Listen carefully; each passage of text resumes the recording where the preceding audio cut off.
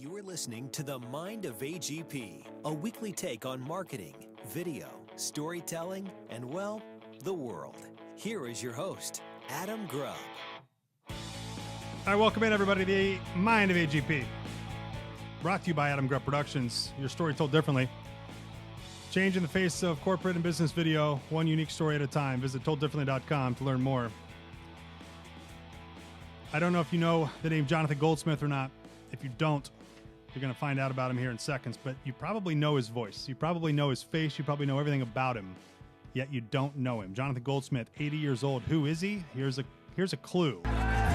His beard alone has experienced more than a lesser man's entire body.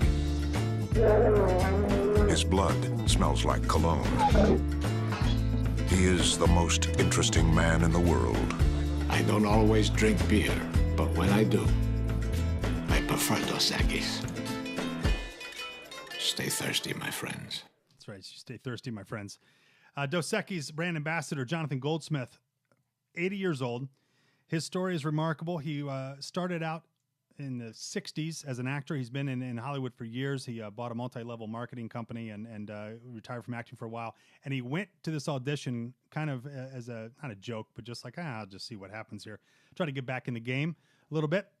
That was in 2006. And at that time, the marketing agency for Dos Equis beer, they were struggling. They were kind of an import beer, only Texas and California. They didn't have a whole lot going on in that space.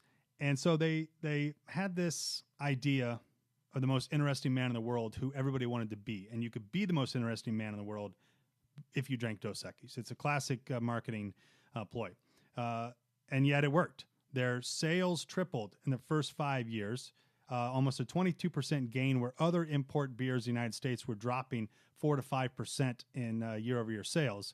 Dos Equis became the 6th largest import beer in the United States because of this man. And I firmly believe it's because of this man and because of that campaign. Do not tell me marketing doesn't work, because forever you will be this guy, Jonathan Goldsmith, and the most interesting man in the world will be synonymous with Dos Equis beer. Memes were made out of it, T-shirts. People said it at parties thinking they were funny. But what happened here is the end is bad. So Dos Equis had a 10-year run of the most interesting man in the world, and for some reason decided that they wanted to maintain the campaign but leave Jonathan on the sidelines and bring in a young Italian actor. And it didn't work. They had him for 2 years, and the campaign dried up because people, I mean, you can't say, hey, we're keeping the same campaign, but we're replacing the dude. It's like Darren on Bewitched. It doesn't make any sense. You can't have the same thing but be different. And that's what they tried to do. So they brought in this guy. It didn't work. The campaign didn't have the same. It'd be like changing the flow from Progressive or changing the dudes from Sonic. It just doesn't make any sense. So, in fact, the reason why Quinn Kilberry, who was the Dos Equis senior brand director, said that the brand had become too much about him. We really wanted to make the shift from the most interesting man to the most interesting beer. Well, the brand had become about him because you'd made it about him and it had worked. So what's the problem?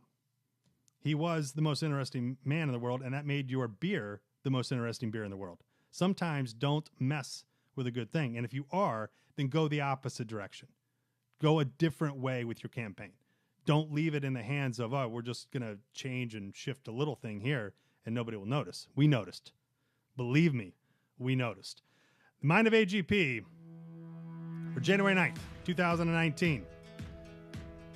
Subscribe where you subscribe to your podcast. Apple, iTunes, Spotify. I don't care. Just please subscribe. Have a great week and a great weekend. See you next Wednesday.